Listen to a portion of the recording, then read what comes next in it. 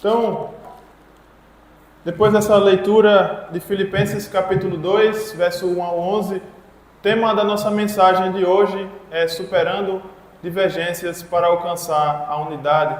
Vimos nesse texto algumas coisas sobre divergências, também algumas coisas sobre a unidade, e a ideia de hoje é sairmos daqui com essa intenção de superar as divergências que ocorrem na nossa vida, as diferenças, os relacionamentos que às vezes ocorrem problemas, superar tudo isso em prol da unidade. Irmãos, esse texto aqui escrito por Paulo à igreja de Filipos é um texto muito rico, mas eu gostaria de começar falando um pouco sobre a igreja de Filipos. Filipos era uma colônia romana, era uma pequena Roma que se localizava no que hoje a gente chama de Europa, lá na Macedônia. E essa igreja de Filipos era uma igreja que ajudou muito Paulo durante suas viagens, uma igreja que foi plantada por Paulo, inclusive, na segunda viagem missionária de Paulo. Você pode ler isso lá em Atos, capítulo 16.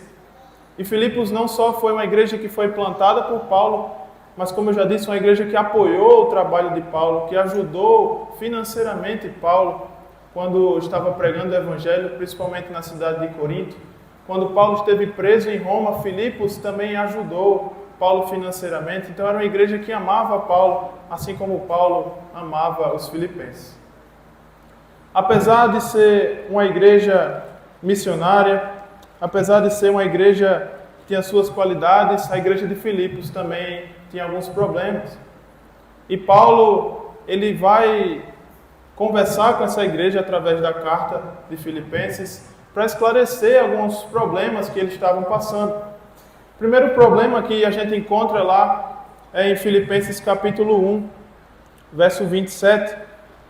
Se você puder voltar um pouquinho, você está no capítulo 2, voltar um pouquinho no capítulo 1, você vai ver que lá no verso 27, Paulo vai escrever o seguinte: não importa o que aconteça, vivam de maneira digna do Evangelho de Cristo, para que assim, quer eu vá e os veja, quer apenas ouça a seu respeito na minha ausência, fique eu sabendo que vocês permanecem firmes em um só espírito, lutando unânimes pela fé evangélica.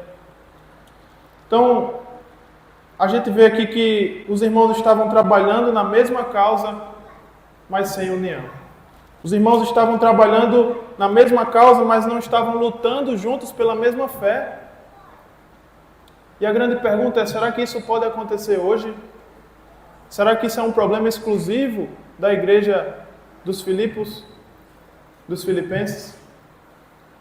Certamente que não. Então veja que é possível a gente estar trabalhando juntos, mas não estar no mesmo espírito, lutando pela mesma fé. É um perigo que a igreja dos filipenses correu e que a nossa igreja também pode correr. Então, outro texto que mostra o que estava acontecendo com os filipenses é Filipenses capítulo 4. Lá em Filipenses 4, verso 2 e 3, Paulo vai até citar o nome de duas irmãs que passavam por problemas dentro da congregação. Paulo vai dizer, Filipenses 4, verso 2 e 3, peço a Evódia e a Síntique que tenham o mesmo sentimento no Senhor. Sim, e peço a você, leal companheiro de jugo, que as ajude, pois lutaram ao meu lado na causa do Evangelho, com Clemente e com seus demais cooperadores, cujos nomes estão no livro da vida. Evódia e Síntique são citadas aqui por conta de uma desavença. Estavam na mesma congregação, no mesmo corpo, mas não conseguiam lidar uma com a outra, não conseguiam conviver juntas, não conseguiam pensar juntas, trabalhar juntas. E Paulo também vai dizer que elas também não sabiam resolver conflitos. Você viu aí no texto que ele pede a um companheiro dele para intermediar a situação, para reconciliar a situação entre essas duas irmãs. Então, além da gente causar problemas, é possível também que a gente não saiba resolvê-los. E agora a gente volta para o capítulo 2 de Filipenses. E a gente vai ver como Paulo usa Jesus Cristo, o Filho de Deus, para resolver conflito. Voltando então para Filipenses capítulo 2, do texto que o nosso irmão Dene acabou de ler. 3 problemas são apresentados por Paulo aqui no começo do texto. No verso 3, Paulo vai dizer o seguinte: nada façam, irmãos, por ambição egoísta ou por vaidade. Então a primeira coisa que a gente vê aqui, um dos 3 problemas em Filipos, cortou ali, só ficou Filipos. Mas o primeiro problema é a ambição egoísta, é o partidarismo, eu só faço se for o meu grupo, eu só faço se for com os que são meus amigos, eu não consigo trabalhar com quem não é do meu grupo. Então isso acontecia na igreja de Filipos. E por que aconteciam partidos, grupos, panelas dentro da igreja? Por conta da ambição egoísta. O propósito era egoísta. Segundo problema que a gente vê ainda no verso 3, não façam nada nem por ambição egoísta e nem por vaidade. Essa vaidade aqui é o meu nome tem que aparecer. Se eu fizer e não levar o crédito, eu não faço. Eu tenho que ser reconhecido. É um problema sério quando a gente coloca o eu na frente dos outros. Então, quando Cristo não está no centro, irmãos, a gente corre esses perigos. O perigo de fazer as coisas por ambição egoísta, o perigo de fazer as coisas por vaidade, e o terceiro perigo, aqui no verso 4, cuidando cada um não somente dos próprios interesses, mas também dos interesses dos outros. Então é possível que aqueles irmãos estavam cuidando só do seu interesse e estavam esquecendo do interesse do outro. O nome disso é egoísmo, egocentrismo, onde o eu é o centro de tudo e Jesus fica em segundo plano. Isso é muito triste.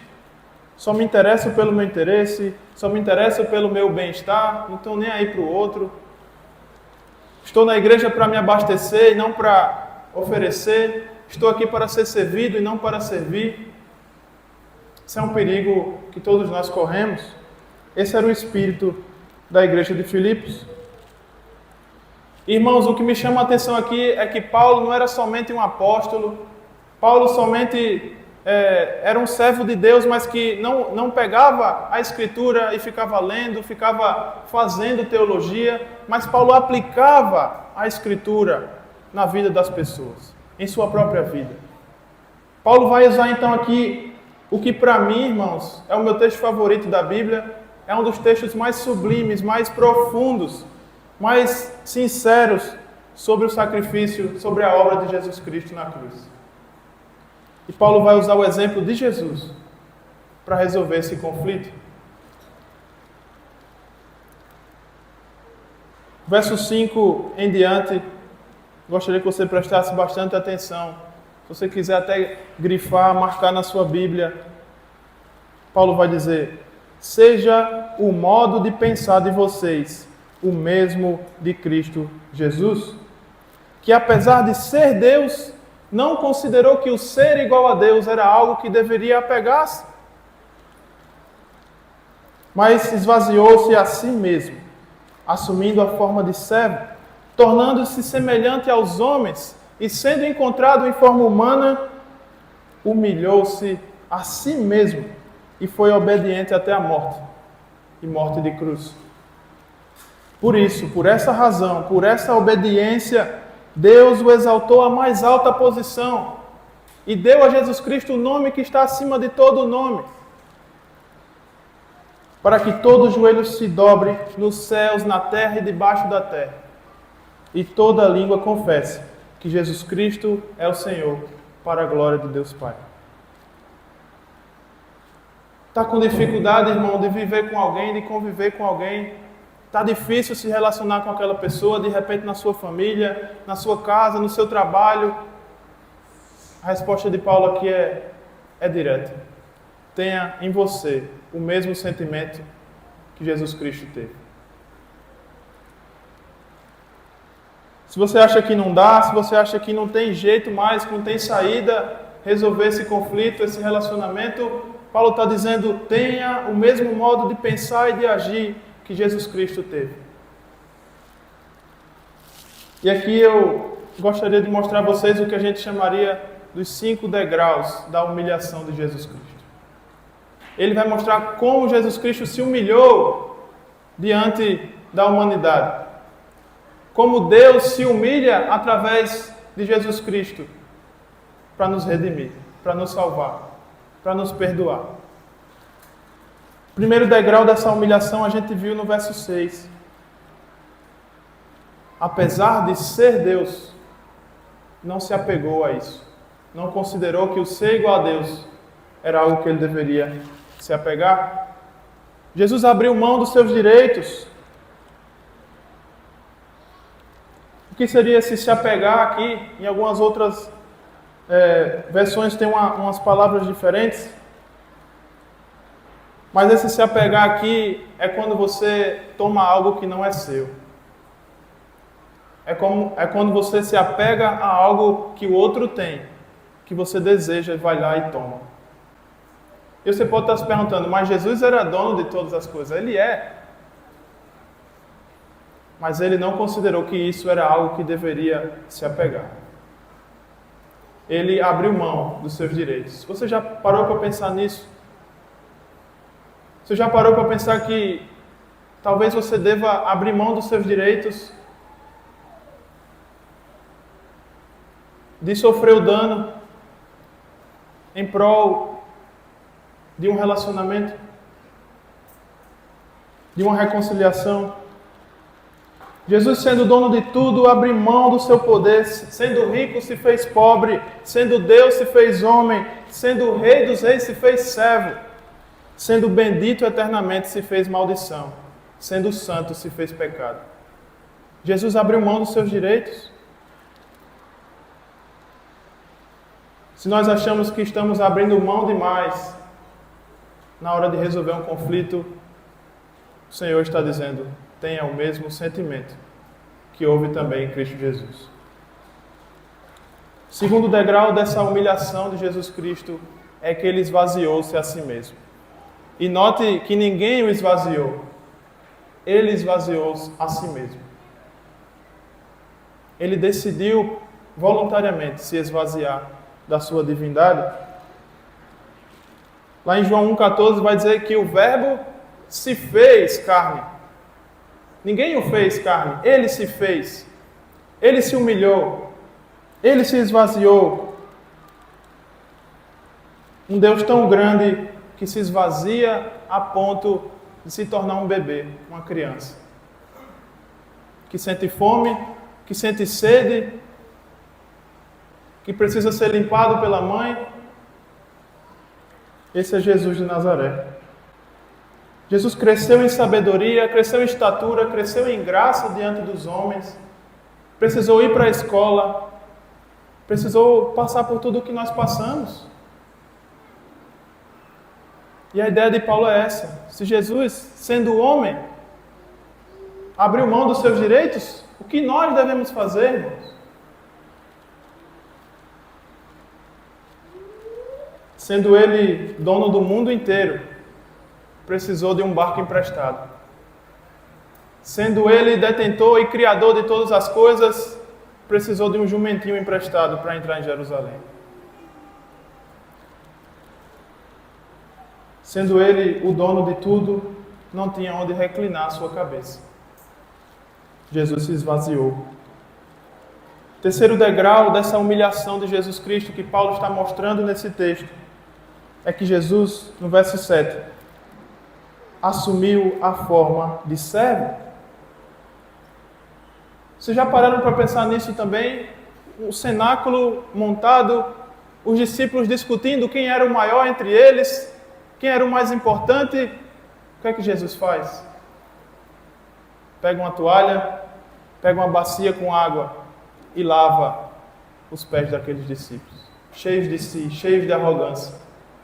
Jesus se humilha e assume a forma de servo.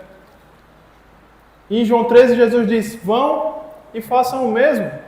Vocês me chamam de Senhor e Mestre, e vocês estão certos, porque realmente eu sou. Jesus não veio para ser servido, mas para servir e dar sua vida em resgate de muitos. Jesus assumiu a posição de um servo. Irmão, se você acha que é complicado demais conviver com uma pessoa que você tem dificuldade, se você está a ponto de jogar a toalha, desistir do seu casamento de repente, desistir dessa amizade, desistir da irmandade, de sair do corpo, Paulo está dizendo: tenham em vocês o mesmo sentimento que houve também em Cristo Jesus. Quarto degrau dessa humilhação, ainda no verso 7, Jesus tornou-se semelhante aos homens. Jesus pisou o nosso chão, Jesus bebeu a nossa água, Jesus comeu o nosso pão, sentiu as nossas dores, chorou a nossa lágrima, sentiu fome, cansaço, tristeza, angústia, sono. Todas as lutas que você passa nessa vida, Ele passou. Foi tentado em todas as coisas, foi abandonado pelos seus. Mas nunca abandonou o seu Pai, nunca abandonou o seu propósito aqui na terra. Jesus não pagou o mal com o mal, teve o seu rosto cuspido, teve as suas costas açoitadas,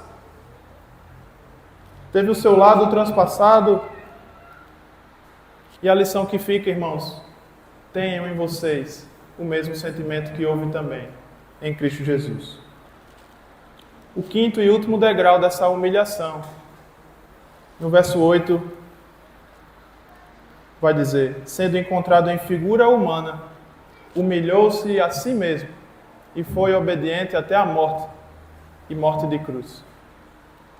Não tem como descer mais, irmãos. Esse é o fundo do poço. Não tem mais degraus ao descer. A própria lei diz: maldito aquele que for pregado no madeiro. Jesus se humilha por completo e morre na cruz como um homem maldito. E Jesus assume esse papel por mim, por você, por toda a humanidade. Nós não merecíamos nada, mas aí que entra a graça, não é?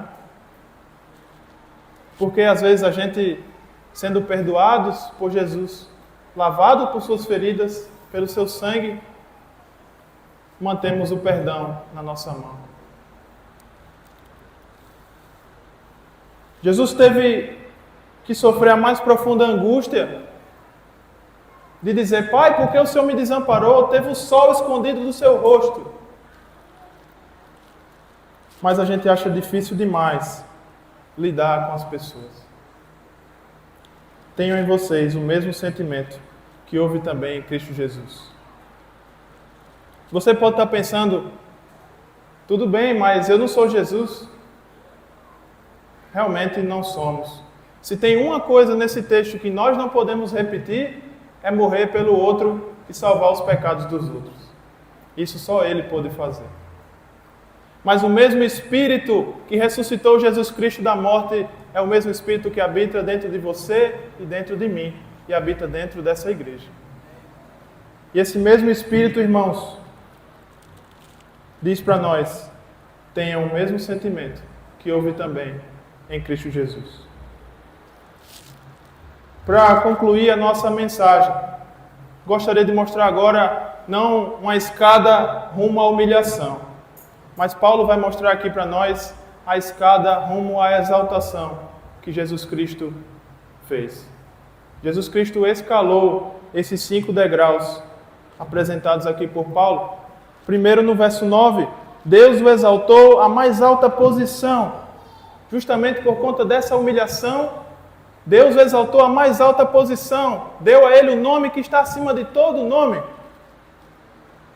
Jesus se esvazia, se humilha, serve, morre. Mas, irmãos, ele só foi exaltado porque ele se humilhou por completo. E fica essa reflexão para a gente. Nos humilhamos, mas não nos exaltamos. Quem exalta é Deus. Quem coloca você para frente é Deus. Quem promove você é Deus. Não procure exaltação própria. Quem honra você é Deus. Ainda no verso 9, Jesus é exaltado sobremaneira. Essa palavra sobremaneira diz que não há ninguém acima dele. O nome de Jesus é o mais alto nome. Jesus ressuscita dentre os mortos, mata a morte, vence a morte, ascende aos céus. E eu fico imaginando a chegada dele no céu. Os anjos o recebendo, os que são salvos o recebendo, Deus o recebendo e o colocando à sua direita. Esse é o Jesus Cristo que nós conhecemos. Ele é o cabeça da igreja, ele é o soberano que controla todas as coisas. Tudo está debaixo do seu governo, das suas ordens, do seu poder. O terceiro degrau dessa exaltação, no verso 10, diz que todo nome, para que ao nome de Jesus todo joelho se dobre, nos céus, na terra e debaixo da terra. Todos vão se render, irmãos. Todos vão se render. O nome de Jesus é muito poderoso. Nós pregamos no nome de Jesus, nós oramos no nome de Jesus. Nós somos curados pelo nome de Jesus. As pessoas são salvas pelo nome de Jesus. Esse nome tem poder. Esse nome é reconhecido no céu. Esse nome é reconhecido na terra. Esse nome é reconhecido no inferno. Os demônios tremem quando ouvem o seu nome. Todo joelho se dobrará. Anjos, homens e demônios se curvarão diante de Jesus Cristo. No verso 11, nós vemos o quarto degrau dessa exaltação. Toda língua vai confessar que Jesus é o Senhor. E hoje nós vemos o nome de Jesus sendo escarnecido. Na TV, na internet, por aí. O nome de Jesus é colocado em descrédito. Mas haverá um dia, irmãos, que absolutamente todos dirão que Jesus Cristo é o Senhor. E o quinto e último degrau é o fim desse texto. É a parte mais importante desse texto. Tudo isso é para a glória de Deus Pai. Veja que Jesus, mesmo se entregando, não buscou exaltação própria, mas ao fim de tudo, entregou a glória ao seu Pai. 1 Coríntios 15 vai dizer que todos os seus inimigos serão destruídos, serão postos aos seus pés, e ele dará todo o poder ao Pai. Então, irmãos, diante desse quinto passo aqui, mesmo que Deus honre você, mesmo que Deus te leve para frente, mesmo que Deus te exalte, faça igual Jesus. Entregue a glória a Deus, ao Pai. Não busque aprovação, não busque receber os créditos. Então, irmãos, finalizando, eu gostaria de ler o verso 1 e 2, que nós não lemos. É hora da gente pegar tudo o que a gente aprende. É hora de pegar todas as EBDs que nós participamos. É hora de pegar todos os estudos que nós participamos.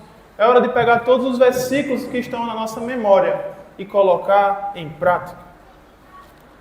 Verso 1 e 2 de Filipenses capítulo 2 diz: portanto, se há algum encorajamento em Cristo, se há algum consolo de amor, se há alguma comunhão no Espírito, se há alguma afeição e compaixão, completem a minha alegria, tendo o mesmo modo de pensar, o mesmo amor e um só Espírito e uma só mente. Toda mensagem tem que ter um desafio, né? Toda mensagem tem que tocar lá dentro do nosso íntimo e fazer algo diferente. Eu não conheço o coração de todos vocês aqui, só Deus conhece. Mas talvez você veio para o culto hoje com algum problema de relacionamento. Talvez algo que se arrasta por muito tempo, por muitos anos. E o que Deus está nos dizendo hoje: tenham em vocês o mesmo sentimento que houve também em Cristo Jesus. Já pensou na possibilidade de abrir mão dos seus direitos? mesmo que você tenha razão na história, abrir mão disso. Sofrer o dano. Já pensou na possibilidade de servir a essa pessoa, de lavar os pés dessa pessoa? Talvez não exatamente lavando, mas espiritualmente servindo essa pessoa. O desafio hoje, irmãos, é tomar uma atitude dentro de nós para resolver esse problema. E não tirando forças dentro de nós mesmos, porque isso aqui não é autoajuda, mas tirando forças de quem é poderoso, do Espírito de Jesus Cristo que o ressuscitou, que habita dentro de você.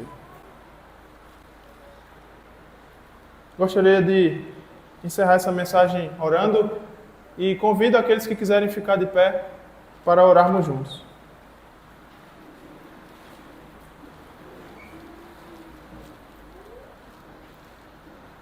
Senhor, aqui está o teu povo. Povo que o Senhor comprou com sangue precioso. O povo que o Senhor ama e cuida. Louvamos e bendizemos o teu santo nome, Deus, por ter nos comprado por um preço que é incalculável, que não tem preço. Obrigado, Senhor, por esse texto. Sabemos que algumas vezes nos parecemos com essa igreja de Filipos. De repente tem algo dentro de nós que precisa ser mudado, de repente batendo cabeça um com o outro, estamos trabalhando juntos, mas o nosso ego quer nos puxar, quer fazer a nossa própria vontade. Mas estamos aqui, Pai, com o coração aberto a fazer a sua vontade, acima de qualquer coisa. Pai, às vezes as vaidades rondam o nosso coração. Às vezes queremos que a nossa opinião, que o nosso pensamento prevaleça. Podemos pensar primeiro na gente para depois pensar no outro, mas temos a certeza de que esse não é o sentimento que houve também em Cristo Jesus.